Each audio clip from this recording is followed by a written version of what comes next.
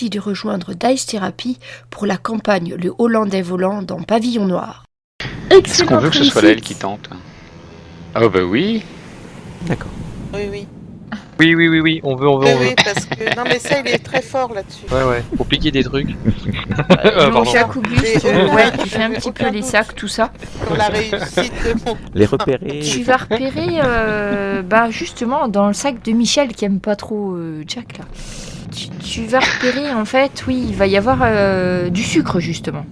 Ce qui t'avait mis la puce à l'oreille, et tu vas voir, il y a une petite, un petit flacon avec du sucre. Et les épices aussi? Non, tu trouves que du sucre. Tu fais les sacs de Joël. Ouais. Tu vas rien Noël. trouver. Enfin, il y a des trucs à manger, mais c'est la même chose que ce que vous mangez en ration. Pas des pièces de 8? Après, il a pu négocier ça, mais tu vois pas de choses exceptionnelles, donc rien qui... Et tu veux fouiller les affaires de Noël? Allez. Ouais, non, tu vas rien trouver. Noël, rien de plus que ce que tu retrouves dans un sac de marin normal. Ok, je laisse même les pièces. Je prends rien en fait. À part une lettre à sa fiancée, mais... Il était plusieurs alors. Ou alors il a déjà revendu une partie. Et puis, ce que je comprends pas, c'est pourquoi est-ce qu'il a du sucre. Jean-Baptiste, c'est sûr, il lui a pas vendu. Donc il a Pour le volé. trafic, ouais, pour le troquer, je pense plutôt. Peut-être pour troquer contre... Mais qui va vouloir du sucre? Enfin, qui a voulu les épices déjà?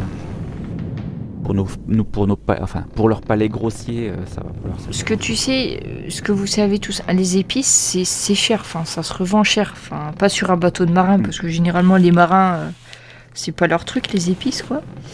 Eh bien, par contre, Un gradé? dans les cargaisons à revendre, tout ça, les épices, c'est quelque chose sur un marché, ça se revend assez bien, et cher, hein.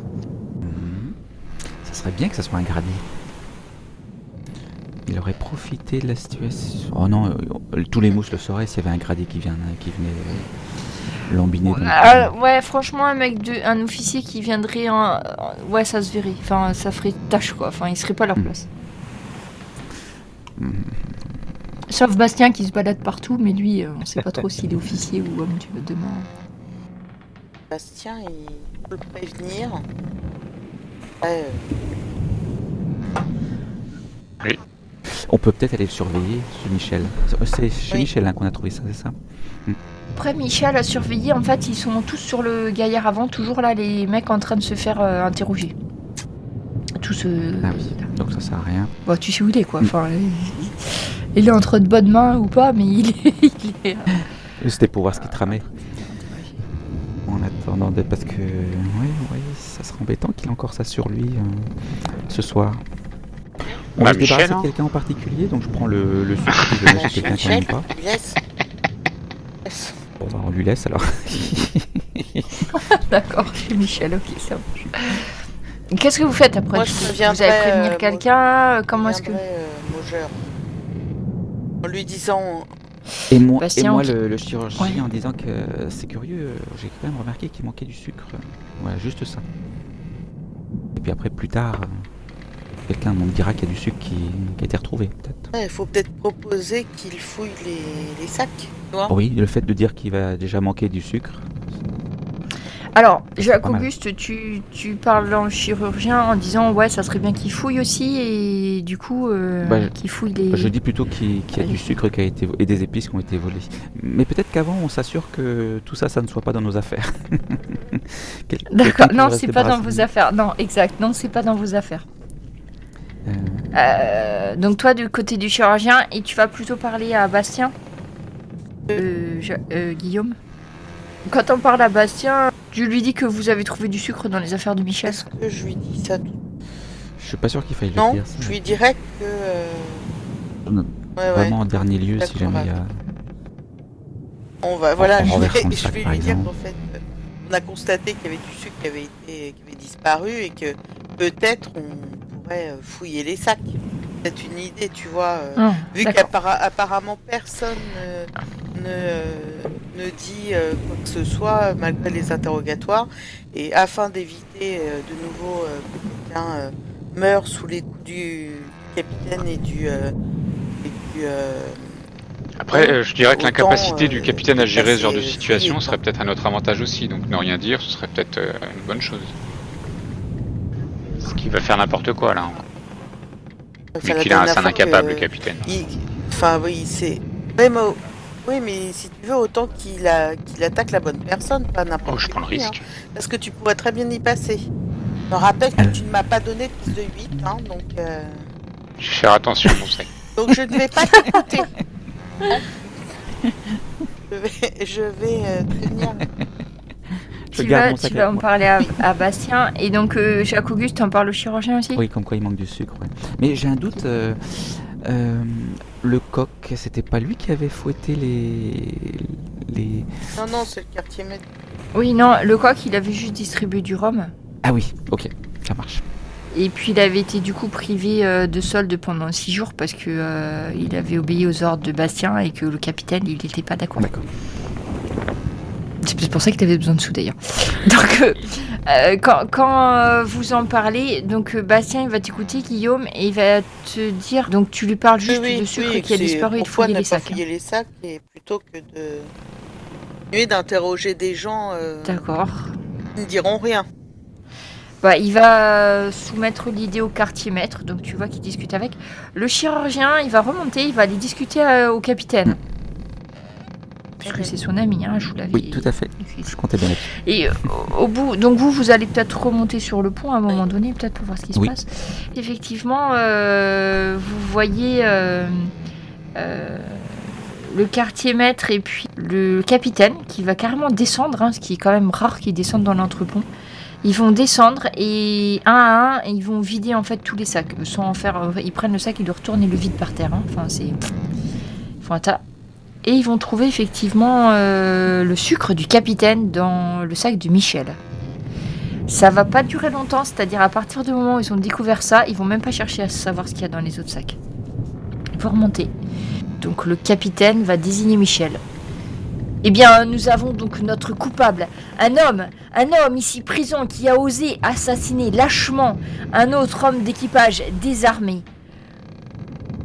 Donc il sera pendu. Et il demande en fait, donc il y a des mecs qui vont lui décrocher une drisse qui sert normalement à monter la grand voile quand on commence à partir. Enfin là, d'accrocher la grand voile. Donc. Ils vont faire ils vont tout simplement pendre. Vous voyez, ils sont pratiquement en cérémonie ni rien du tout. Ils attrapent le Michel qui comprend pas trop ce qui lui arrive. Ils vont lui nouer la corde au cou. Et ça va se passer en peut-être moins de 10 minutes, quoi. Vous allez les voir sortir du capitaine. Vous allez voir le capitaine sortir de l'entrepont. Les hommes, n'oubliez pas qu'eux, ils n'ont pas vu ce qui se passait dans l'entrepont. Vous savez qu'ils sont allés fouiller les sacs. Les hommes ne le savent pas. Et ils vont attraper Michel, ils vont lui mettre la corde au cou. Et le second et le capitaine vont donner l'ordre au quartier maître donc d'exécuter la sentence. Michel, très vite, va se retrouver pendu au grand mât. Ça dure pas très longtemps parce que comme c'est une corde qui est quand même très haute, en fait, il va avoir le cou brisé avant même d'être pendu. Hein, il sera pas étranglé. Et une fois qu'il a rendu son dernier soupir, le capitaine s'en lave complètement les mains, rentre dans sa cabine et voilà, il dit rien. Donc Bastien le regarde rentrer, il va attendre que la porte soit bien fermée. Il va aller du côté des hommes et puis il va commencer à dire ouais mais bon, le capitaine c'est un ancien militaire, c'est comme ça que ça se passe sur les bateaux de guerre. C'est juste dommage que sur un bateau marchand comme le nôtre, on puisse être exécuté comme ça sans procès. Pourquoi est-ce que Michel a été tué et pas moi ou un autre, on sait même pas pourquoi. Le coq Jean-Baptiste a été assassiné, mais est-ce que Michel avait un couteau sur lui? Et en fait, il remue. Voilà. Vous voyez même le quartier maître qui a dû exécuter la sentence, parce qu'il n'avait pas le choix. Vous voyez, bon, il va décrocher le corps de Michel, il va faire mettre, mais il va le traiter comme un autre homme d'équipage, quoi. Vous voyez qu'il fait un peu la gueule quand même, le quartier maître. Ça lui a pas forcément plu de faire ça. Il tire un peu aussi sa tête des mauvais jours. Bastien donc à mot couvert, il va pas le dire fort, il va pas haranguer les troupes pour se faire entendre, mais il va repasser au niveau des hommes en disant ouais, imaginez que le capitaine vous ait choisi vous comme coupable, c'est vous qui auriez fini pendu au grand mât, tout ça. Et puis vous voyez que les hommes ils commencent quand même à se dire que vous sentez bien qu'il y en a encore qui risquent de se ranger plus du côté de Bastien que du côté du capitaine. Ils commencent à dire ça, puis vous voyez les hommes, le fait de voir, ils ont pas compris trop. Ils savaient qu'on cherchait le meurtrier de Jean-Baptiste, ce qui était normal, mais ils ont pas compris pourquoi c'était Michel. Puis ils sont arrivés, ils ont rien expliqué, ils ont attrapé le mec, ils l'ont pendu, donc vous voyez, ils restent tous un peu à se dire ouais, au fait, c'est vrai, mais pourquoi c'est pas moi? Enfin, ils ont choisi lui, mais parce que c'était un nouveau, parce qu'il venait d'arriver. Donc vous voyez les autres nouveaux, là, les 2 pauvres qui restent encore vivants, qui se disent merde, les prochains ça va être moi. Enfin voilà. Et puis les autres, ouais, si ça se trouve, le vieil Evan, il dit au prochain coup, peut-être que ça sera moi, parce qu'ils vont trouver que maintenant je suis inutile. Déjà qu'ils ont engagé un autre maître Kalfa pour me remplacer et tout. Vous voyez clairement que ça rajoute une couche supplémentaire de mécontentement dans un équipage qui commence déjà à en avoir plein les bottes. Et sur J'avais 2 questions. Oui, vas-y. Pendant qu'on emmenait Michel à la potence, est-ce qu'il avait l'air de bonne foi en disant que c'était pas lui? Parce que je suppose que c'est ce qu'il a dû faire. Il a pas trop râlé ni quoi que ce soit, je crois qu'il croyait pas qu'il allait être pendu. Ah oui, il a pas trop eu le temps en fait. Enfin, tu sais, ça s'est passé vite quoi. D'accord. Quand même. Donc oui, il a protesté, mais bon, comme n'importe qui quand on t'emmène devant une corde. Mais il a pas eu le temps ni de parler. Enfin, on lui a pas laissé le choix en fait. D'accord. Du coup, on ne sait pas si c'était lui, enfin ça va pas nous aider pour savoir si c'était lui ou pas en fait. Bah, il parlera plus maintenant, là, je suis désolée, mais même toi, Jacques-Auguste, ça marchera pas. Et donc sur ce équipage mécontent, vous avez faim, l'eau est dégueulasse, en plus on vous donne plus de rhum, et maintenant que le coq est mort, vous savez même pas ce que vous allez manger la suite. Je préconise Jacques-Auguste en tant que coq. Ouais, remarque. Et en fait, une belle reconversion. en gros, tout ça s'est fait sur plusieurs jours. Donc, ça va faire à peu près un mois que vous êtes parti de Saint-Malo. Et ça fera à peu près des Canaries 15 jours. Le mécontentement commençait à gronder parmi les marins, notamment à cause des actions du capitaine, qui est beaucoup trop sévère au regard des hommes, parce que ceux qui finissent pendus, vous êtes les premiers à savoir que celui qui est mort pour le meurtre du cuistot, même vous n'étiez pas totalement sûr que ça soit lui le coupable au final. C'est vrai. Mais en tout cas, le problème a été réglé de façon définitive. Et déjà qu'avant, il y en a quelques-uns qui s'étaient fait fouetter après la tempête, alors que c'était quand même pas tout à fait de leur faute que les incidents s'étaient passés à bord, comme le canon qui s'était défait, la voile qui s'était déchirée, etc. Et là, en plus, vous commencez à manquer d'eau. Vous commencez à avoir les vivres qui sont rationnés. Il n'y a plus de cuistot. Et c'est un petit jeune qui a pris la relève. Ce que vous mangez, c'est en gros, vous mangez du biscuit avec de l'eau croupie. Et de temps en temps, il y a des bouts de choses non identifiées dans ce que vous mangez. Parce que il n'est pas très très au fait de la cuisine. Donc il vous fait des choses un petit peu bizarres. C'était ça le petit goût que je sentais. Ouais, il y a des petits verres dedans, ça donne des protéines. C'est ça. Et puis vous avez aussi, il y a une épidémie de dysenterie, vous dira Jacques-Auguste, qui connaît les grands mots maintenant. La dysenterie quoi? En gros, tu te vides partout ce que tu peux te vider, par le haut, par le bas, voilà. Oula. Si tu y arrives bien, tu survis. Et si tu y arrives moins bien, comme certains marins, tu finis à nourrir les poissons. C'est pas bon d'être bouché, quoi. Aïe, aïe, aïe. En plus, ça fait quand même plus d'une dizaine de jours qu'il n'y a pas de vent, qu'il fait très très chaud. Il y a un soleil de plomb qui vous tombe dessus. Et enfin, ce matin, une petite brise qui commence à vous redonner un petit peu d'espoir parce qu'enfin, vous allez pouvoir arriver. Tu as fait le point, Guillaume, avec Bastien Maugeur et en fait, vous commencez à vous approcher des Antilles en principe, si vos calculs sont justes. Mais est-ce que tes calculs sont justes, Guillaume ? Écoute, on va vérifier ça tout de suite. Mais avec plaisir. Voilà, donc Guillaume, nous retrouvons Guillaume à la table des cartes avec Bastien qui le surveille. Donc Guillaume, fais-moi donc le point là sur la carte. Donc cette fois-ci, ça va être de la cartographie, n'est-ce pas ? Que je cherche, c'est dans... J'ai trouvé ça. C'est dans connaissance. Voilà, cartographie et perception. Voir les discordances dans une carte. Enfin, c'est pour voir surtout si t'as raison. Bonne réussite.